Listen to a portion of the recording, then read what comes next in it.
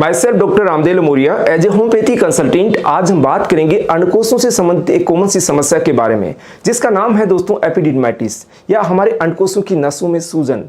अगर ऐसी समस्या है तो आप उसको कैसे जान पाएंगे, इसके लक्षणों और कारणों की जानकारी देंगे और लास्ट में बताएंगे होम्योपैथी का ऐसा सटीक इलाज जो आपके आसानी से एपिडिडमाइटिस को ठीक कर सकता है। तो इस वीडियो को लास्ट तक जरूर देखें। सबसे पहले हम शॉर्ट में जान लेते हैं कि एपिडिडमाइटिस क्या है।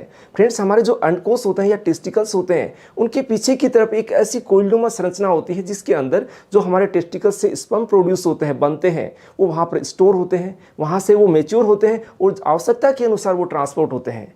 तो इस संरचना के अंदर किसी भी कारणवश अगर सूजन आ जाती है, किसी इन्फेक्शन के कारण, किसी वायरल बैक्टीरियल या किसी फंगल इन्फेक्शन के कारण अगर सूजन आती है तो उस कंडीशन को बोला जाता है एपिडिडमाइटिस। फ्रेंड्स, ये कंडीशन धीरे धीरे समय के साथ पुरानी हो जाती है, जिसको बोलते हैं क्रोनिक एपिडिडमाइटिस। तो उसकी वजह से आपको काफ़ी सारी दिक्कतें होने लग जाती है, उसके सिम्टम्स आपको नजर आने लग जाते हैं। तो चलिए बात करते हैं उन सिम्टम्स की, उस लक्षणों की कि कैसे आप उसको जान पाएंगे। अगर आपको टेस्टिकल्स के अंदर भारीपन का एहसास होता है, आपको कई बार रह कि दर्द होता रहता है, खिंचाव वाला दर्द होता है, ऐसा लगता है टेस्टिकल्स खींच रहे हैं। अगर ये दर्द आपको लगातार कई बार कई दिनों तक बना रहता है, कुछ दिनों के लिए ठीक हो जाता है, फिर वापस दर्द होने लग जाता है, तो आपको हो सकता है एपिडिडमाइटिस की समस्या हो।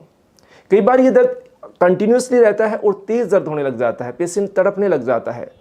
ऐसी स्थिति के साथ साथ में ये जो दर्द होता है आपका ग्रोइन या इनर थाइज की तरफ रेडिएट हो जाता है, फैलने लग जाता है, या नीचे लोअर एब्डोमेन के अंदर आपको इस दर्द का एहसास होता है। या फिर आप अपने टेस्टिकल्स को चेक करते हैं, हाथ लगाते हो तो वहाँ एक नस जो होती है, एक वेन्स होती है, वो ऐसे फूली हुई सी महसूस होती है। तो इस कंडीशन को दोस्तों आप जान पाएंगे कि एपिडिडमाइटिस की समस्या है। तो उसके साथ साथ में आपको यूरिन में भी प्रॉब्लम होने लग जाती है, या इंटरकोर्स के दौरान इजैकुलेशन के जो दौरान समय आपको दर्द का एहसास होने लग जाता है। तो ये समस्या आप जान पाएंगे कि आपको कहीं ना कहीं एपिडिडमाइटिस की समस्या है। अब चलिए बात करते हैं कि अगर आपको एपिडिडमाइटिस की समस्या तो आप क्या करें। किसी को बता ही नहीं पाते शर्म के मारे, लंबे समय से दर्द से परेशान रहते हैं, तो आप क्या करते हैं, दर्द की दवाइयाँ खाते हैं, एंटीबायोटिक्स का इस्तेमाल करते हैं और ये कुछ समय के लिए ठीक भी हो जाता है, लेकिन फिर वापस ये दर्द आपको बना रहता है। तो इसमें आपको क्या क्या सावधानियाँ बरतनी चाहिए, आपको क्या करना चाहिए। फ्रेंड्स, अगर आपको ये दर्द की समस्या तो आपको रेस्ट करना चाहिए। अगर फिर भी आपको ये दर्द ठीक नहीं हो रहा है तो आपको स्क्रोटल सपोर्टर का यूज़ करना चाहिए। स्क्रोटल सपोर्टर एक ऐसी संरचना है जो आप आसानी से अंडरवियर के ऊपर पहन सकते हैं, जिससे आपके जो स्क्रोटम होते हैं, आपके टेस्टिकल्स होते हैं, उनको सपोर्ट मिलता है, जिसकी वजह से आपकी जो सूजन होती है ये धीरे धीरे कम होने लग जाती है।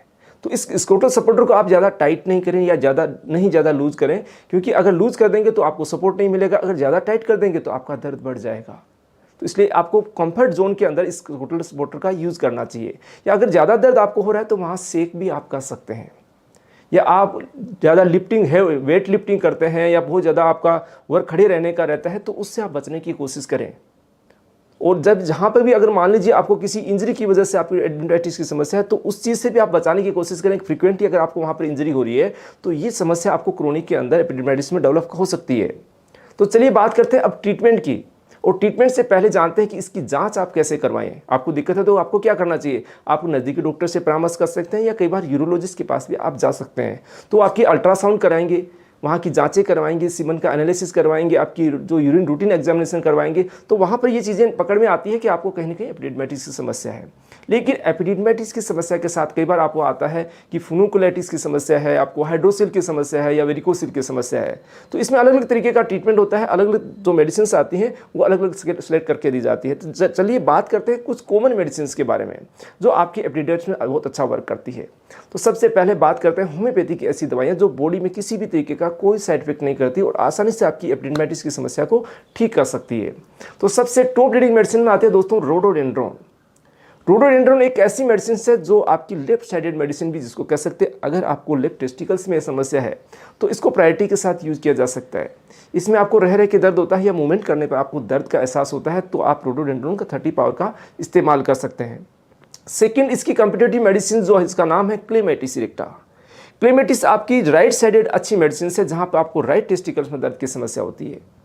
तो इसमें भी सेम ही दर्द होता है कि आपको मूवमेंट के साथ में दर्द होता है, तेज़ ऐसा दर्द का एहसास होता है, तो आप इसका यूज़ कर सकते हैं, क्योंकि ये अगर आपके यूरिन में इन्फेक्शन या सीमन में इन्फेक्शन को भी ठीक करने में हेल्प करती है। इसके साथ में आप थर्ड मेडिसिन जिसका नाम है साइलिसिया, क्योंकि अगर लगातार लंबे समय से आपको टेस्टिकल्स के अंदर एपिडिडमाइटिस के अंदर सूजन की समस्या है तो बहुत अच्छा काम करती है साइलिसिया। या जहाँ पर पुराने कई बार क्या होता है कि ये चीज़ें रिजोल्व होकर सिस्ट का फॉर्म लेने लग जाती है, तो उसमें भी अच्छा वर्क करती है सैलिसिया। तो इसके अलावा बहुत सारी ऐसी दवाइयाँ हैं जिसका आप इस्तेमाल कर सकते हैं। तो फ्रेंड्स, आपको भी ऐसी समस्या है तो आप अपने नज़दीकी डॉक्टर से परामर्श कीजिएगा।